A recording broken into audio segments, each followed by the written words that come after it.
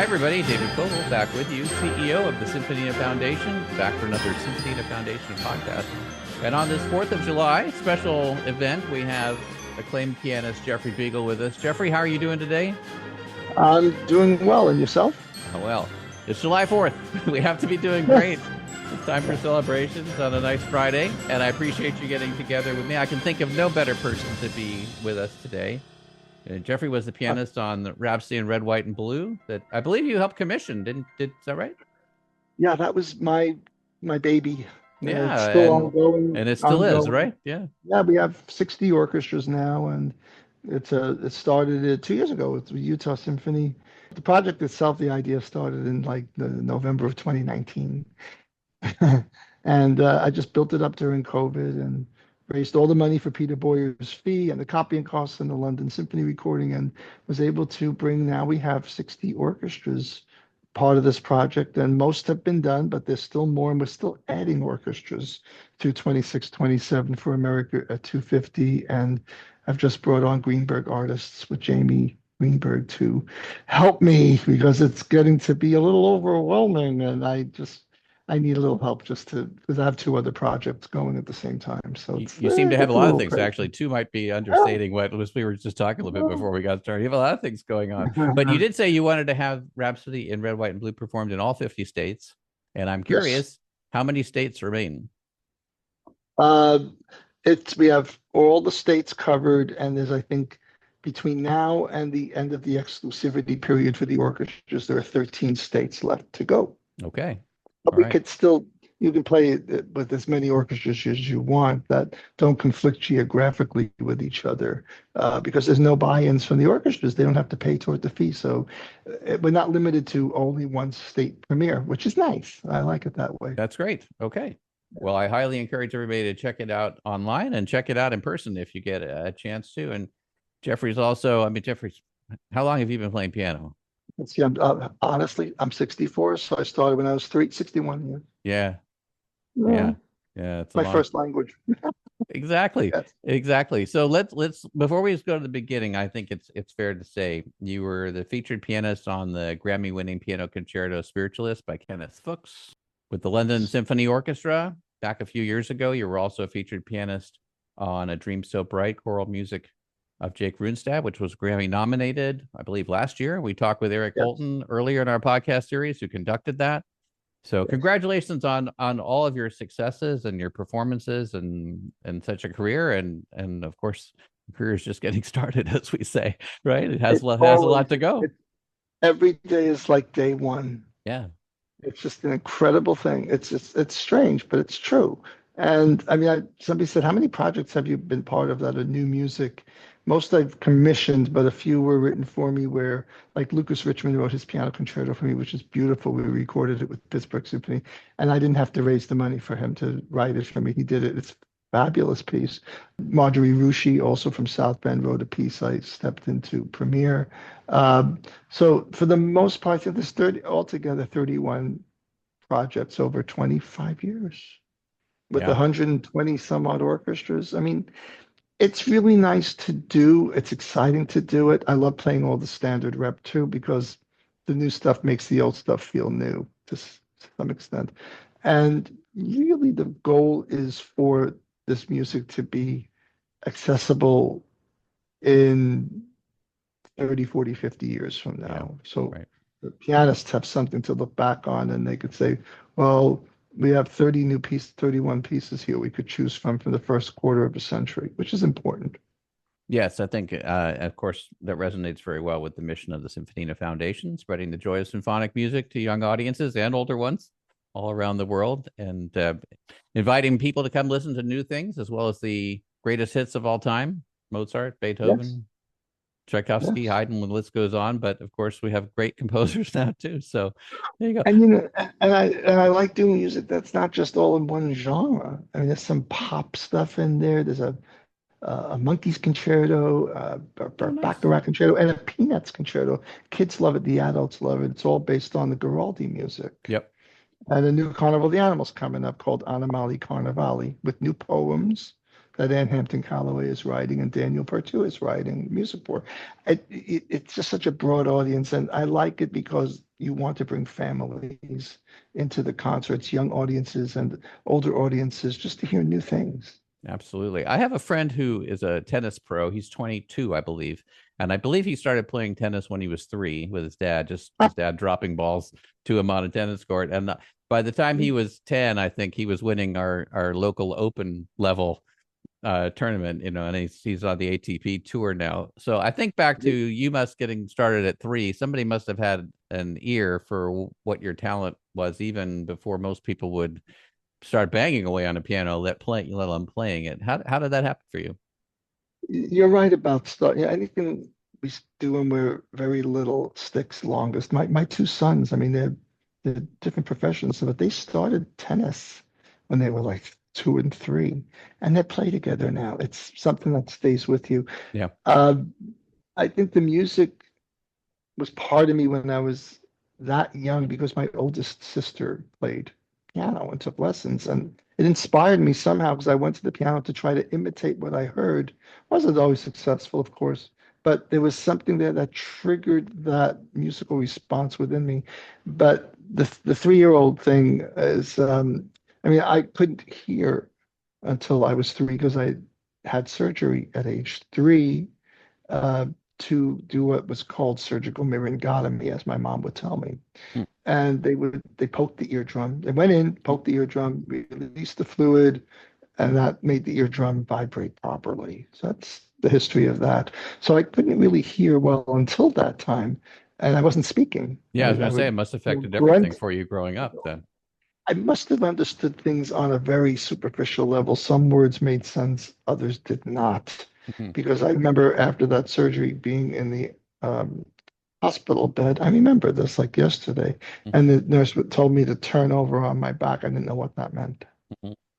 And I do remember the surgery because I had this kind of floating out of body thing going on during Mhm. the surgery. And I was in the corner of the ceiling watching them do it. Wow. So make it out of it what you may. It was just an experience. It was a life transforming experience. But the music then became part of my life. Yeah. So you got started. When did you get started formally then? Did you take the same like lessons from the same teacher your sister was taking from, Yes, or how'd that yes. go? Yeah. He didn't want me to start lessons until I was about 7. I was in second Okay. grade. He says, I Okay. want you to learn how to read, learn how to understand what's in the music book, John Champre A book, the Yep. Green Book. Yep. So I was able to learn the typewriter, which is now Okay. probably called, it went to the computer, it's probably the cell phone now, probably called the smartphone. I haven't seen the book recently, but I learned all those little songs. And my wife teaches piano, and I hear all these kids playing all the books I learned. I'm like, Yeah. wow, this is going to live on way after us. It's great. And Absolutely. so that was very humble beginnings. Uh, I was never looked at as some freak. I went through all the John Schaum books and all of the 12 Clementi sonatinas, the Hammond Book of Exercises, into the Revolutionary Etude of Chopin and Beethoven Pathetique Sonata in 3 years. Wow. So when I was 10, I went from that teacher was Wow. fabulous. He was Yeah. great. Well, so And were then you, right? oh, but It's a team, right? It's not just the teacher. Otherwise, yeah, everybody would be the same. So, it's just that I learned how to play the instrument quickly. So it came relatively easy over time. And mhm. when I was 10, I went to Morton Estrin, who was a wonderful American pianist and teacher. And I had him for 6 years. And then I went to Adele Marcus at 16 and prepared me for Juilliard. And then she became the taskmaster through Yeah. bachelor's and master's and doctoral studies. Yeah. Yeah, At she what was point tough. along that way did you decide, I'm going to do this as my life as opposed to like be a doctor or a dentist or something else? That was early. I was 7. Actually before I even started lessons or when I was just starting. Why? I don't know why this happened. We were in this local shopping mall, my parents and we went into the Sam Goody record shop. Okay, Yeah. only the people who are old enough to Yeah. know Yeah. Yeah. Sam Goody record Licorice shop. Pizza, Sam Sam Goody, and Goody. Tower Records. Absolutely. There you go. Yeah. And Record World. And Record. Oh, yeah. So, oh, so The Warehouse, too, is another one. Before Yeah. Tower Records. Yeah. And to go to Sam Goody and they bought me an LP 33, of Vladimir Horowitz playing the Appassionata, Beethoven. Flip side, Opus 10, number 3, D major sonata. Looking back, I was like, why did they buy me this? But they did. For some reason, I got that record. And when I started hearing it, I thought, that's what I'm going to be. That's what I'm going to do. Yeah. It chooses you. Somehow the stars align. It chooses you. And that was always the Appassionata, the F minor sonata, Opus 57, was always the piece that I identified with for this pulling me into that world. Mm. And so when I play it, if I feel very close to it, it's kind of reverse Beethoven. It's like, well, why do you feel that piece so much? Well, I started out not able to hear. He ended up not able to hear. So this kind of backwards relationship I have with him and his music. So that was the piece that kind of lured me into the world of the piano. How long were you at Juilliard? Bachelor's and master's, 4, 5, plus some doctoral years, 7 years. And at the end of all of it, Adele made me her assistant. So I had a couple of students. And a lot of her students I shared with some wonderful colleagues, my friends Norman Krieger and Dan Lessner. It was really an experience. It's because Adele had taken ill and it was just too much for her to teach that year. So she had us help her out quite a bit. And I remember preparing the students for concerto competitions. And one of them was, I think, the Schumann concerto. The concerto competitions are really tough. So I submitted 2 students. You're only allowed 2. One of them won, and the other got the alternate. Wow. So I was kind of like, I was like, get away from me, kid, you bother me. I was hoping to teach there, but once that happens, you're just kind of like, no. I wanted it, but it didn't quite work out that way. I would have loved it, to carry on the traditions of the Joseph and Rosina Levine came there and really churned out their students who then became the next generation. Sasha Gornitsky, Adele Marcus, Joe Rafe. I mean, the list goes on. And they kept the traditions going. And then, time goes on and things change, things evolve. And here we are. This is maybe an unfair question, and you can punt it, of course, if you want. But what do you find more joy in, performing yourself or teaching others to watch them perform? Both. Very much equal, because teaching really helps me become a better musician and helps me identify with a lot of things that I need to do for myself. So I find in teaching, we become better at what we do. That's just total honesty. I love doing both. And I love it because you want the next generation to carry on the traditions. You don't want it to die with you. Otherwise, what's the point? What is the point? You got to pass it along. All right. When you're doing a performance and thinking about the balance between the technical requirements for a piece and how it's going to appear to the audience, what percentage do you think of the overall performance to the audience is the appearance, how the pianist looks while they're performing, relative to just like if they closed their eyes and listened? I do it in teaching too. I treat students as if they're actors. It's sometimes they'll come in and they'll play, and I'm like, go out, get into character, and come back in. I would tell that to a student of acting. Go out, come back in character, and play the part. What you look like and how you dress is important for the piece. I mean, basically, the formal black attire now is what I call it. It's not white tie tails, and I don't do that anymore. Most people don't. It's a little bit more lightweight, easier for playing under the arms. Those jackets are really too constrictive. But I basically a Korigami black shirt that goes over black tuxedo pants and a black jacket. It's comfortable, it's respectful, and it's still formal compared to just wearing a suit. Sometimes you wear the suit and tie depending on the time of day. But I think the music, the way you dress, the way you look has to reflect the music you're playing, because like an actor, the costume has to go with the part. So I'm big about that. But at the same time, I don't want what you look like to take away from or try to sell what you're doing. It's just part of the package. I think it all goes together. You know, it's like a meal. You just, the vegetables How go about, with yeah, the how about meal. Yeah. gesticulation, or the way that you approach, or you would have a student approach playing? I can think of very dramatic, like arms waving around kind of things. And I could think of people being able to pull off the same. If I closed my eyes, it would sound the same without all that histrionics. I But the mean, histrionics is part of it. So I'm just asking, well, what part does it play? it's if you, I think being loose and free at the instrument is important. But if you do anything that detracts the eye for the audience, then they're focusing then in on what you're doing physically, which is then taking their focus off of what they're hearing, what they're listening to. It has to all go together. It's all in moderation. Um, I think that the extra histrionics, my question when students do that, I'm like, well, why? And why you do it? Well, it adds to, no, people are listening to sound. If you overdo all of that, you're taking the attention off of the sound you're producing. You get people like Horowitz who hardly moved a muscle. And when he did, wow. So sometimes I'm like, David, save that gesture for when you need it. But if you do it too much of a good thing is it's too much. And you have to know which notes require something. You know, one of my friends, he's not in the classical world, is a pop producer. It's David Foster. And David, I learned so much from him about a lot of things. But the one thing he would say to people, you know, that's your money note.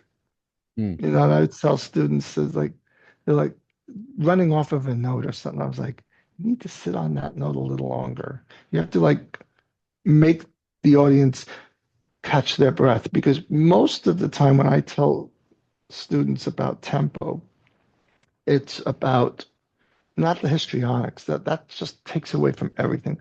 You have to play, you can only play as fast as the listener could breathe with you.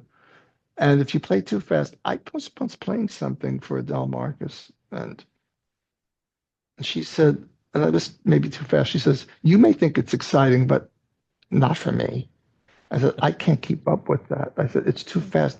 I say to students, if you play too fast, you lose your listener because they can't breathe along with the pulse of what you're playing. So I base a lot of things on weak beats, not one, two, three. It's one and two and three and four. And the weak beats really help because when we breathe in and out, we're not just breathing in, we're breathing out also. So the histrionics take away from a lot of what we need to focus on. But like David said, the money note, you know, that's your money note. And what he means by that is that's why they're going to buy the record because you're singing that, and that note is really what gets them. You got to have that moment. And in order to do that, if you do too much physically, you're taking away from this trajectory and this storytelling to get to that money note, to get to that moment where you go like that with your arm. It's like, oh, okay. So you got to save it. You know, the singers that have inspired me, of course, great opera singers, pop singers, they tell stories. It's the inflections of their voice that really, I translate a lot of what they do with how I play piano. I mean, case in point, the go-to, Barbara Streisand. Of course, classical artists who get what she's doing. It's that how to tell the story through sound, inflections of voice, the way you shape a word, the dynamic. Do you do it loudly? Do you do it softly? Do you build to it? When you build to it, you go pull it back a little. And there's so many moments like that. And so just to answer the question about the histrionics, you have to have a good reason for doing it. Because sometimes I find when people do too much of it is because they may not really understand how to do what they should be focusing on. Rather, they let the histrionics take over because there's the lack thereof of what needs to be focused on. I guess another corollary is if everything is in bold, then nothing is in bold, right? So Yeah. Yes, that's like you said. If everything's important, nothing's important. Exactly. When you're commissioning something, what do you look for to make a decision about commissioning something, or maybe choosing a different project? Two things. One is, will the audience enjoy it? Two, will pianists play it in 50 years? Two. Well, That's it. 50 years is a And long time to predict the future, you know? well, you got, but you know what? When pieces come out, quite often they're not played by everybody. You Right. know, when Rhapsody Blue came out, Gershwin played it, and a few other people played it, and over the years, then Oscar Levant played it, and then son Louis Roman was his name, son Roman, he played it. Earl Wild played it, then Michael St. Thomas played it. You know, they get people who played it, but in its day, it wasn't performed that much. Dana Suisse played it. She played it, and she also wrote her own pieces. They called her Girl Gershwin, so she was playing Gershwin's music. Prokofiev 3, he played it. Who else was really playing all these things? With Rachmaninoff, of course, he played his music, but Horowitz was the anointed one. He Right. played his music. So I think, you know, in the beginning stages, we get our 2 or 3 year exclusivity. In the Rhapsody case, it's 4 because of the number of orchestras. We get our artist exclusivity, and then you have to let the birdie fly the nest Yep. and let other people play it and try to inspire other pianists to take on the piece. It could take generations. We have no control over that, but we do it because I love doing it, and it's important to do. And I love working with living composers because I can get immediate feedback and go back and forth with them on things. If there's things, you know, at first I don't say anything, but if they want me to tweak things, I'm happy to do it because I played the standard rep and I kind of understand what they're looking to get done. Uh, but it's always with humility. You know, I never want them to think I'm taking over. I think once with Adolphus Hailstork's third piano concerto, I was suggesting a few things that how to make it a little easier. He's like, "Hey, I'm not reworking this piece. You know, let's figure out a way to make it a little easier without, you know, breaking your back." So, you know, composers, they're creating, I'm recreating, and I like to say nothing until they deliver something to me. And then I say, if you want me to say, you know, anything that looks a little difficult to revise or whatever, let me know. Yeah. So You that's really the mentioned, commissioning. sorry to step on Yeah. you there. You mentioned Adolphus Hailstork, and I know you have a project working. You want to give a little background about Adolphus Hailstork for everybody and what you're working on with Ooh. them? I was in conversations with Adolphus Hailstork for several years until the third concerto came about, which I just premiered in February with Carl St. Clair and the Pacific Symphony. And I'm playing it again next season with Andre Raffel on Citadel and Symphony. And then I think with Augusta Symphony with Dirk Meyer. It's going to take off this piece. It's really cool. And I played it with South Bend Symphony recently with Alistair Willis with the Rhapsody in Red, White, and Blue. It's an interesting pair. But Adolphus is in his 80s. He's one of the elder statesmen of legendary American composers. And Joanne Folletta is a champion of his. She's recorded his music. And Lara Downs premiered his second concerto recently. And it's an interesting sound he creates. It's every piece is different. I remember playing his 1981, I think it was. He wrote the variations on Shalom Chavarim. I played that, but this is very different. The second and third concertos of his are quite polar opposite. Second for Lara Downs is based on Peaceable Kingdom, very surreal, beautiful piece. Whereas the third concerto he titles "The Way Things Really Are." That's his subtitle. Okay. And it's a very thorny piece with a very plaintive central section. And then back to the thorniness. It's an interesting piece, kind of like a lot of motives that repeat themselves in different places, showing this disarray of society. But it's quite fabulous, quite fabulous. So that's his third concerto. Yeah. What else are you working on for this year? James Lee the third. He is also African American composer on the half the age of Adolphus, pretty much. I asked him to compose a centennial celebration piece for the concerto in F of Gershwin, 2025. He called it Concerto in A. I said, why A? He says, well, America, of course. Hmm. So that's being premiered with the Louisiana Philharmonic in October with Matthew Kramer conducting. Looking forward to that. And then I'm playing it again, doing that. Wait, no, the Hailstork I'm not doing in Hudson Valley. That's Concerto in A. I'm getting a little mixed up with the pieces. With Andre Raphael, we're doing I think the Concerto in A. We're doing in Hudson Valley. That's James Lee. And that Okay. might be done again with Augusta. I'm getting the pieces mixed up. I write them all down. As you get older, you start to not remember who you're playing what with. That's like once my teacher showed up to play the Grieg piano concerto when they started the Schumann with the E, boom, and she had to come in, ba-dum, da-dum. She's like, wrong piece, yeah. Oh my God. That happens because they're in the same key, Grieg and Schumann.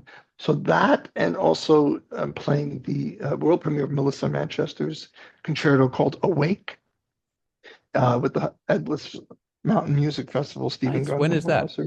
That's July 19. Coming right up. And it's a 5-movement piece of characters of human traits, and it's called Awake. And Melissa's father was principal bassoonist of the Metropolitan Opera Orchestra, so she grew up with opera every week, rehearsals and everything. Wow. It's a wonderful piece, and that will be paired with Neil Sedaka's Manhattan Intermezzo, and the night before is Jimmy Webb's Nocturne that he wrote for me a few years ago. Wonderful piece. And then I'm working on the new project. Stuart Goodyear's writing Visions at an Exhibition, which is a new take on pictures in an exhibition with all new artwork. And Daniel Pertu's Animali Carnivali, which is a new take on Carnival of the Animals with new animals, and Ann Hampton Calloway's writing all the poems. So that's what we're doing this year so far. And Jim Stevenson's concerto I'm bringing back to play with Harrisburg. So it's nice to bring back pieces that have been commissioned to keep them alive. Yeah. So Jeffrey, you have a lot of energy for all this, and I'm curious if you have any. No, I was serious. Yeah, I'm curious if you have any tips for people of how to keep up the level of intensity over multiple decades. I think music and performing arts in general, whatever they are, can be a very taxing career for people, emotionally particularly, but also physically. So, just curious if there's anything that you found along the way that you can pass along to others that would be, you think, like a helpful tip. Just keep it fresh.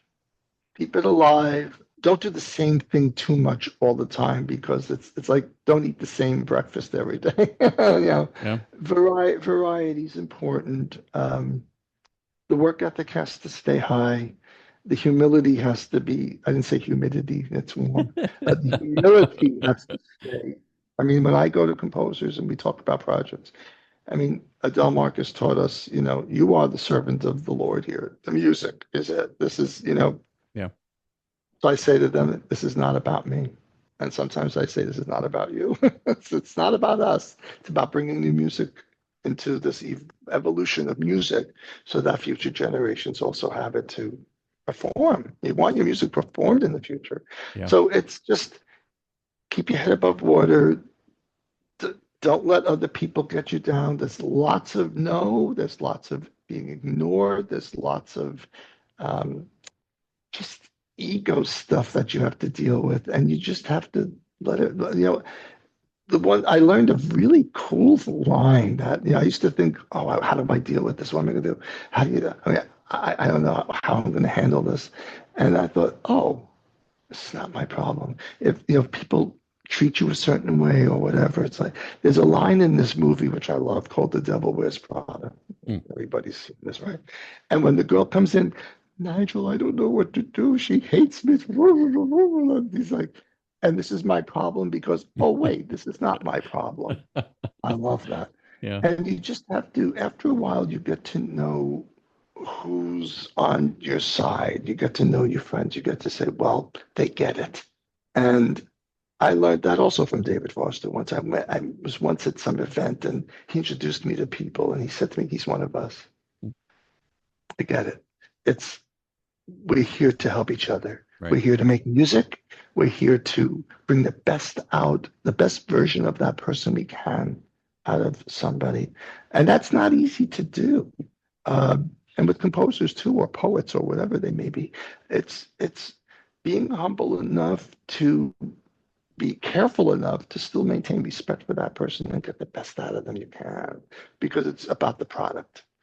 And you have to know when to pull back, and you have to know when to press the gas and when to press the brake. It's a very delicate thing when you're dealing with people that are creating new music or creating poetry or whatever it is. I'm having a blast working with Ann Hampton Calloway on these poems for the Carnival of the Animals, because they're all different animals, and she's just fantastic. I mean, she's written so much great music and great poems, and she's a great songstress and whatever. But I knew she'd be the one for this. So we have a wonderful friendship, and I'm being careful not to. Don't change all that, don't say to change this, just tweak it, see these ideas. And she came back with this incredible poem. It's just unbelievable. I just had to read it like over and over and over and over. It's all about the animals in the ocean. I said to her, you got it. But you see, it's that same philosophy of knowing how to bring the best out of somebody without making them feel that you're doing it, or that you're losing any respect for what they do. There was a great special on David not long ago that he did, The Hitman, and Celine Dion.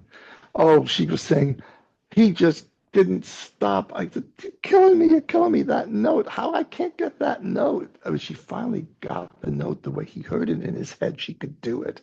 And he prides himself on it. He brings the best out of people he possibly can.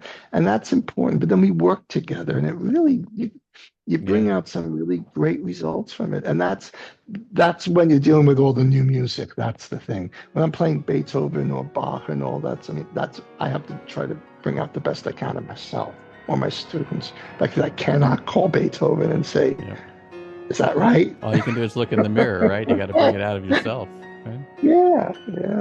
Exactly. But I guess the same principle applies. You can have that same conversation with yourself that you would have with somebody else. It's harder to do it with yourself. It's so much easier to tell somebody else what they need to do, but when you got to do it for yourself, it's like, no, I shouldn't be eating that. And that's true. That's true. Speaking of eating, it is July 4th, and Jeffrey, thank you so much for joining us on this special day. If people want to get in touch with you, what's the best way to do that? Just go through the website, jeffreybiegel.com, go to YouTube and find me there. I think it's Biegel88. And just hunt around, and lots of stuff on YouTube to enjoy, and that's the best way. Jeffrey, thanks so much for your time with us today. We're going to listen to some more of your great playing on the way out here. And if there's anything we can ever do to be of help to you, just let us know. Appreciate it. And good luck to everything you're doing, too. It's been a pleasure to speak with you. And thanks for having me on.